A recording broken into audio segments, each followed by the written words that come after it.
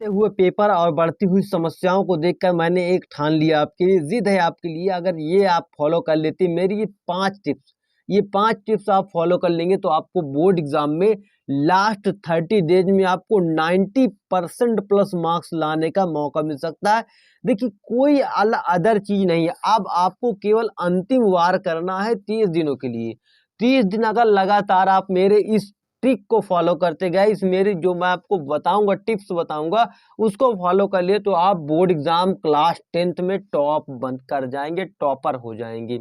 चलिए वीडियो को स्टार्ट करते हैं, जरा सा भी देरी नहीं करते हैं। देखिए, सबसे पहली बात हम ये बता देते हैं कि आपके पास कुछ ज्यादा समय बचा नहीं, क्योंकि आपका 22 फरवरी से बोर्ड एग्जाम स्टार्ट है। कितने दिन से? 22 फरवरी से।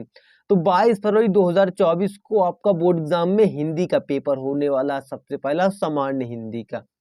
तो मैं एक आपको बिल्कुल क्लियर बात बता दूं कि आपको तैयारी कैसे करनी। सबसे पहली टिप्स मेरी ये जान लेना है कि आपको सबसे पहले सिलेबस क्या है ये पता करना है। क्या पता करना है? सिलेबस क्या है ये पता करना है। सिलेबस, देखिए, सब लोगों को सिलेबस नहीं पता होता है। सिलेबस आपको पता करना है पूरा का पूरा। उसके बाद आपको क्या करना है? सिलेबस पता होते ही आपको क्या करना है? आपको वैसी चीजों को पढ़ना है जो ज्यादा इंपॉर्टेंट है। जैसे कि मैं आपको साइंस के लिए बता दूं, आपको मेन तरीके से पढ़ना कैसे होगा। जैसे मैं एक एग्जांपल लेता हूं, एक सब्जेक्ट का, साइंस का या मैथ का।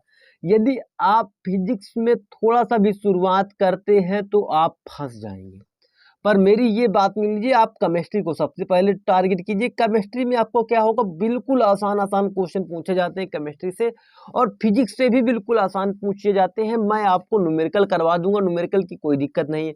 आप class 10 physics formula Rohit star search करेंगे यूट्यूब पर तो आपको फिजिक्स के सारे फार्मूले एक ही वीडियो में मिल जाएंगे।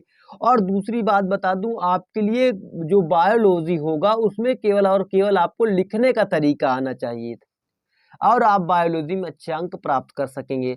देखिए, सबसे पहले यदि आप इसमें सीखेंगे तो बिल्कुल इंपॉर्टेंट टॉपिक, जैसे इसमें किरण आरेख आपने फिजिक्स में सीख लिया, लेंस और दर्पण वाले सवालों को आपने हल करना सीख लिया, विद्युत मोटर, फैराडे का नियम, ये सारे जो भी विद्युत डायनामो है, जितने भी प्रकार के इंपॉर्टेंट क्वेश्चन है, उनको यदि आप पढ़ लिए तो आप न्यूमेरिकल करने की कोई जरूरत नहीं है, क्योंकि न्यूमेरिकल हमेशा अथवा में आता है।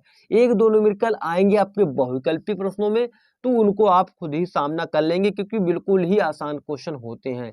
और केमिस्ट्री की बात करूं, उसमें केमिकल रिएक्शन आती है और आपका क्या आता है कि अभिक्रिया में टिप्पणी लिखने के लिए आता है, अभिक्रिया के लिए। ठीक, तो ये आपको ध्यान रखना। बायोलॉजी में भी किसी प्रकार मानव हृदय हो गया, मानव पाचन तंत्र होगा, इसी प्रकार के तंत्रों के बारे में बनाने के लिए दिया जाता है। बहुत इंपॉर्टेंट क्वेश्चन होते हैं और बहुत ही सिंपल क्वेश्चन होते हैं। आपको बोर्ड एग्जाम कोई बड़ा एग्जाम नहीं कि कॉम्पिटेटिव एग्जाम की तरह बहुत ही हार्ड होगा।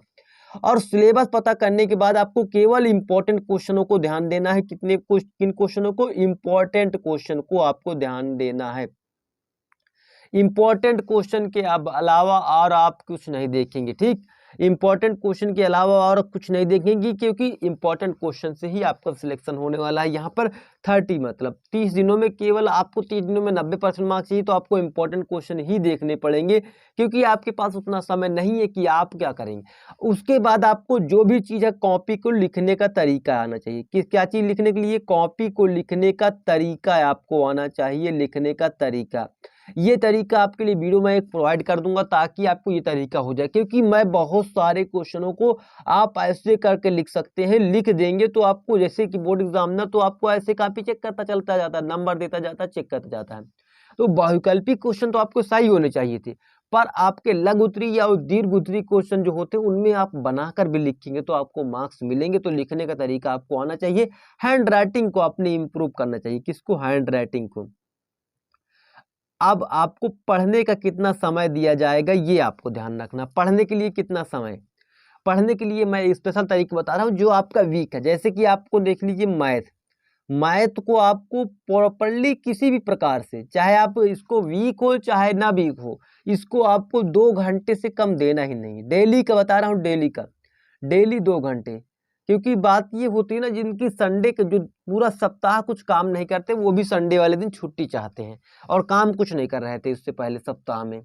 तो वो संडे की छुट्टी चाहते हैं, तो आप संडे तक को भी ये फॉलो करेंगे, ये आपको दृढ़ निश्चय कर लेना है आज से। और साइंस की बात करूं, साइंस में ज़्यादा कुछ नहीं है, साइंस को आपको थोड़ा सा ही समय देना है, 1 घंटा यदि आप डेली देते हैं, और आपको डेली 1 घंटे से मतलब नहीं रहता, कुछ पढ़ भी रहे 1 घंटे पढ़ रहे हैं, कुछ याद नहीं हो रहा, तो वो आपका 1 घंटा भी खराब है। तो आपको पढ़ना ऐसी चाहिए, ऐसे तरीके से चाहिए कि आपको वो चीज़ बिल्कुल धंसनी चाहिए दिमाग में, और इसके लिए मैं आपको वीडियो जरूर प्रोवाइड करता रहूँगा। और बात करें हिंदी, हिंदी तो भाई अगर आप केवल और केवल जो 30 दिन बताया हूँ वो कुछ ना करके केवल आप पुराने सालों के पेपर को हल कर लेना, आपका हिंदी पूरा का पूरा पक्का हो जाएगा। पुराने साल के पेपर 2023 के सारे सेट कर लेना, सारे सेट जितने भी सेट बने हैं सारे के सारे सेट 2023 के कर लेना, आपको बोर्ड एग्जाम में ये भी क्वेश्चन बाहर से देखने को नहीं मिलेगा। हाँ, केवल गद्य और पद्य के जो 5-5 क्वेश्चन बहुविकल्पी में आते हैं, 10 क्वेश्चन, उनमें से थोड़ा सा बदलाव होगा, पर यदि आप उन 10 क्वेश्चनों को तैयार कर ले गए तो आपका हिंदी में 65 अंक से ऊपर लाना बिल्कुल ही इजी हो जाएगा। और बात करेंगे ड्राइंग, ड्राइंग को आपको केवल बता रहा हूँ, आर्ट जो है आपकी ड्राइंग है, कला है, उस चित्रकला में आपको हर सप्ताह में कितने चित्र बनाने हैं, 3 चित्र बनाने हैं। सप्ताह में 3 चित्र बनाएंगे तो आपको बहुत अच्छा फायदा मिलने वाला है। और बात करेंगे हम अपने सोशल साइंस की, सोशल साइंस में भी आपको सप्ताह में क्या करना है, आपको इसको 1 घंटा ही समय देना, पर आपको मानचित्र को अच्छे से सीख लेना, मानचित्र को आपको अच्छे से सीख लेना है, क्योंकि इसके जो नंबर होते हैं वो फिक्स होते हैं 10 नंबर मानचित्र भरने के लिए। और जो प्लस में अदर चीजें होती हैं उनमें आप केवल लिख कर लिखने की प्रैक्टिस करके, लिखने का तरीका जान करके अपने अंक सुनिश्चित कर सकते हैं। और हमारा सबसे आखिरी सब्जेक्ट और सबसे मतलब फेवरेट सब्जेक्ट जो आपका बात करूं तो वो क्या रह जाता है, आपका इंग्लिश। इंग्लिश या किसी का भी संस्कृत भी होगा, इंग्लिश या संस्कृत, इसमें क्या करेंगे आप, इंग्लिश या संस्कृत में आपको ये ध्यान देना है कि आपका ग्रामर सेक्शन वीक है या स्ट्रॉन्ग है। संस्कृत का भी व्याकरण सेक्शन आपका सही है या गलत है, तो केवल व्याकरण में आपको ध्यान देना है। और क्या करना है, पुराने सालों के पेपर को सॉल्व कर लेना है। 3 साल के पेपर इनमें भी सॉल्व करना है, सबके 3-3 साल के पेपर सॉल्व कर लीजिए, एक भी क्वेश्चन आपको बाहर देखने को नहीं मिलेगा, उसी मेथड से देखने को सवाल मिलेंगे। चलिए मिलते हैं नेक्स्ट वीडियो में, तब तक के लिए जय हिंद जय भारत।